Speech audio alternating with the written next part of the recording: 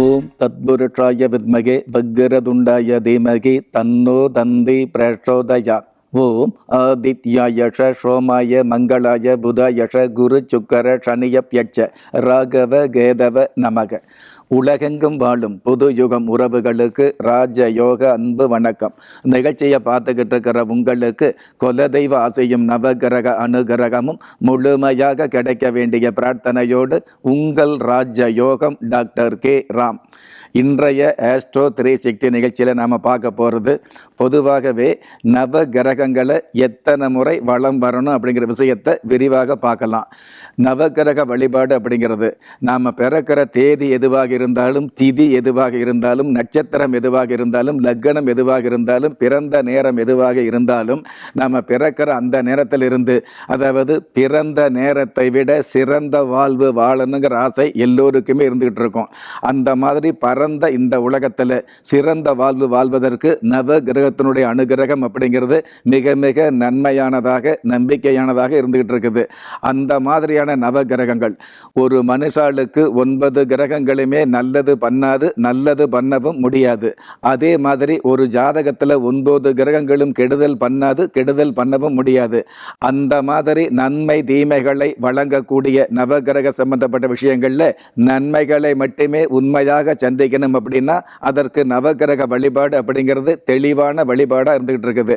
அந்த வகையில் நவகிரகத்தை பொதுவாகவே 9 முறை சுற்றி வருவது நவகிரக வழிபாடு அப்படிங்கிறது. நவ அப்படின்னாலே 9 அப்படிங்கிறது அர்த்தம். அப்போ 9 கிரகங்களுக்கும் 9 முறை வலது புறமாக சுற்றி வருவது மிக மிக நன்மையாக இருந்துகிட்டு இருக்கும். ஒவ்வொரு முறை வலம் வரும் பொழுது ஒவ்வொரு கிரகத்தினுடைய நாமாவளியை உச்சரிப்பு செய்வது மிக மிக சிறப்பாக இருந்துகிட்டு இருக்கும். உங்களால் முடிஞ்சது அப்படின்னா சூரிய பகவானை நினைச்சு வழிபாடு பண்ணும் பொழுது நம்ம சூரிய பகவானுக்கு உண்டான நாமாவளியை சொல்லலாம், மந்திரம் சொல்லலாம். அல்லது அதற்கடுத்து சந்திர பகவானை நினைச்சு வலம் வரும் பொழுது சந்திர பகவானுடைய மந்திரத்தை சொல்லலாம். இந்த மந்திரமோ அல்லது நவகிரகத்தினுடைய காயத்திரையோ தெரியாமல் இருக்கிறவங்க சாதாரண நவகிரகத்தினுடைய பெயர் என்று சொல்லக்கூடிய நாமாவளியை சொல்லி ஒவ்வொரு முறையும் ஒவ்வொரு கிரகத்துடைய நாமாவளியை சொல்லி 9 முறை வலம் வந்து அந்த 9வது முறை உங்களுடைய குலதெய்வத்தை நினைச்சு நவகிரக வழிபாடு வச்சுக்கிறது மிக மிக சிறப்பாக இருந்துகிட்டு இருக்கும். அந்த மாதிரி நவகிரக வழிபாடு பண்ணும் பொழுது கண்டிப்பாக உங்களுடைய வாழ்க்கையில் எவ்வளவுதான் தோஷங்களை கொடுக்கக்கூடிய வல்லமையோடு நவகிரகம் இருந்தாலும் ஓரளவு சந்தோஷத்தை அருளக்கூடிய பாக்கியம் அந்த நவகிரகத்துக்கு இருக்குது அப்படிங்கிறத நம்ம தெரிஞ்சுக்க முடியும். இதே மாதிரி நவகிரக சம்பந்தப்பட்ட விஷயங்களை வழிபாடு பண்ணும் பொழுது 9 முறை சுற்றி வரும் பொழுது ஒரே மந்திரமாகிய சூரியன் சோமன் செவ்வாய் சொற்புதன் வியாழன் வெள்ளி காரியணி ராகு கேது கடவுளர் ஒன்யா நாம தாருய சக்கரத்தை தரித்திரர் பூஷித்தாலும் பாரினிர் புத்தரருண்டாம் பாக்கியம் நல்குந்தானே. இந்த மந்திரத்தை நீங்க ஒரே ஒரு முறை சொல்லியோ அல்லது 9 முறை உச்சரிச்சோ நவகிரகத்தை வளம் வரும் பொழுது உங்களுடைய வாழ்க்கையில் நலமும் வளமும் ஜெயமும் நாடி வரும் அப்படிங்கிறதுல சந்தேகமே இல்லை. இந்த மாதிரி நவகிரக வழிபாடு சம்பந்தப்பட்டது, உங்களுடைய ஜனனகால திதி சம்பந்தப்பட்ட வழிபாடு, அதே மாதிரி பிறந்த தேதிக்கான வழிபாடு சம்பந்தப்பட்ட விஷயங்களை நம்ம ராஜயோகம் யூடியூப்பில் போனீங்க அப்படின்னா மிக மிக தெளிவாக எளிதாகவே தெரிஞ்சுக்கலாம். எந்த ஒரு வழிபாடாக இருந்தாலும் குலதெய்வத்தினுடைய அனுகிரகம் வேணும் அப்படிங்கிற உண்மையையும் நன்மையாக தெரிஞ்சுக்கக்கூடிய வாய்ப்பு நம்ம ராஜயோகம் யூடியூப்போடைய சிறப்பு.